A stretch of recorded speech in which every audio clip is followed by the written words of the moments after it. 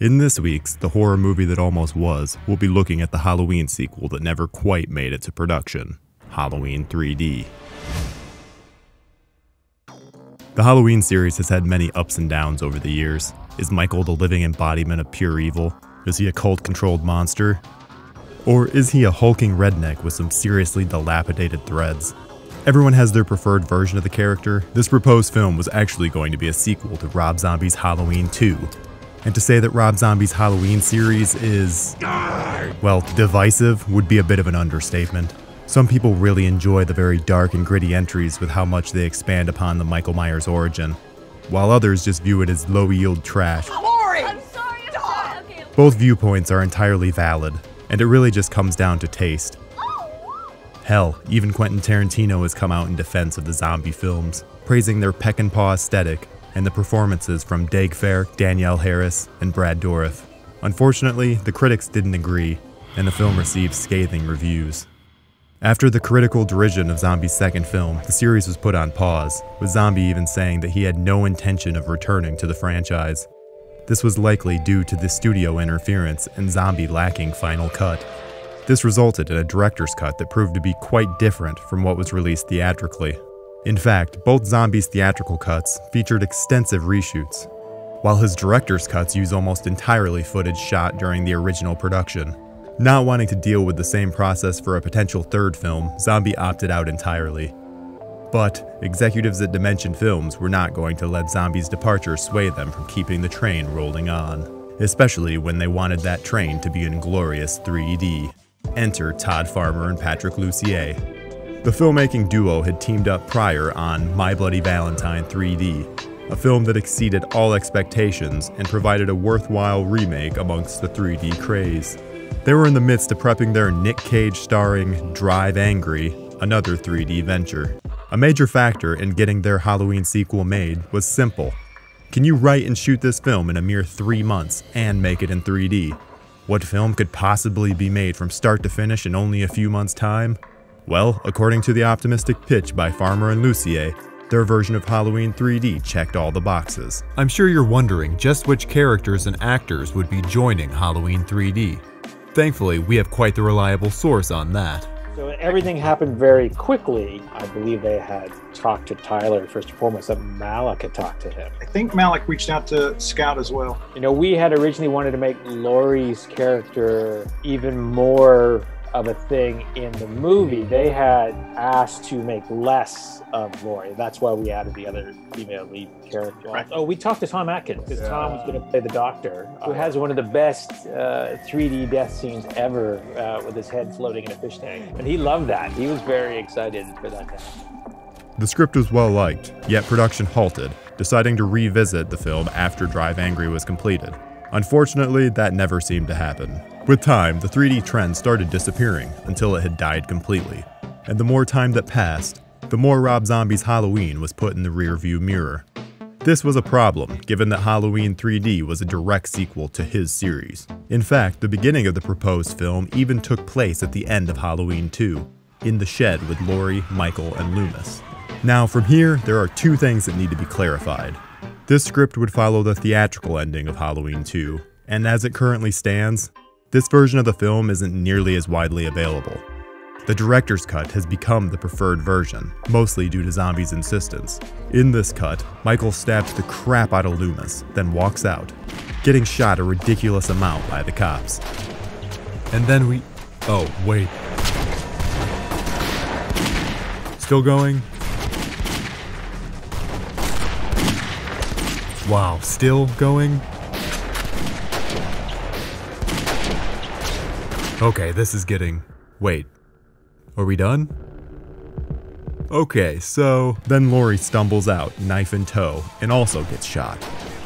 We end on a bird's eye view of Michael, Laurie, and Loomis all lying dead on the grass. Fairly definitive, and takes away the sequel by killing off the main characters. Seems likely to be the reason that Zombie prefers this version. In the theatrical cut, however, Michael kills Loomis and is then shot by a sniper. Laurie leans down next to Michael, takes his knife, and starts violently stabbing him in the face. She's out of her gourd at this point. She takes Michael's mask, decides it would look better on her, and walks out of the shed wearing it. Still following along? Okay, good, because this is where it gets confusing. Both the theatrical and director's cut then fade to a scene with Laurie in an asylum, clearly having lost her mind, seeing her long-dead birth mom, and a unicorn. Because, well, why not?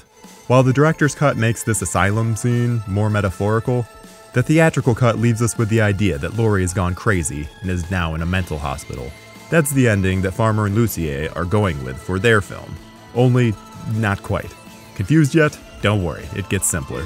We start on Rob Zombie's ending, and we sort of retell it, our version of what really happened. And at the end of that sequence, Scout stumbles out in front of the cops everywhere, and she stumbles out and falls to her knees, and Michael has put the mask on her.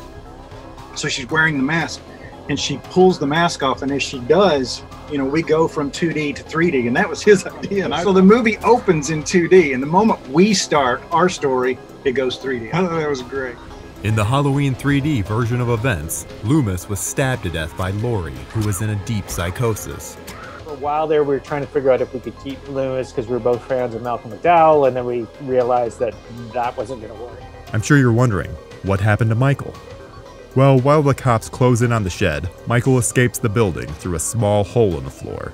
How this hulking beast managed to sneak past a bunch of cops is beyond me. But hey, it's a slasher, and however we get Michael back in his element, I'm all for it. Still visually loved the idea of taking Rob's Tyler, which was a T-Rex, and taking that same giant 6'8" human and making him Carpenter's The Shape.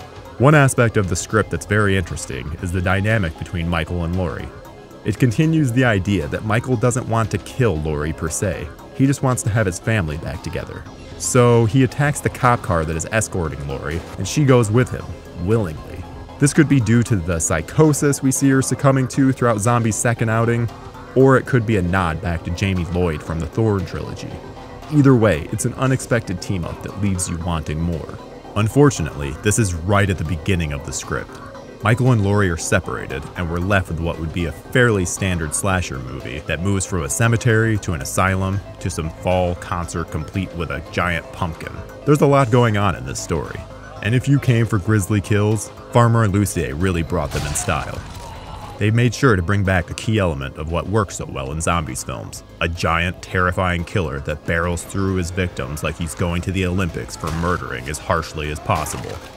But they quickly dispatch most of the tracings of Zombie fairly quickly. And while Tyler Mane would have been brought back as Michael, it wouldn't have been the bearded hermit that we got in the second outing.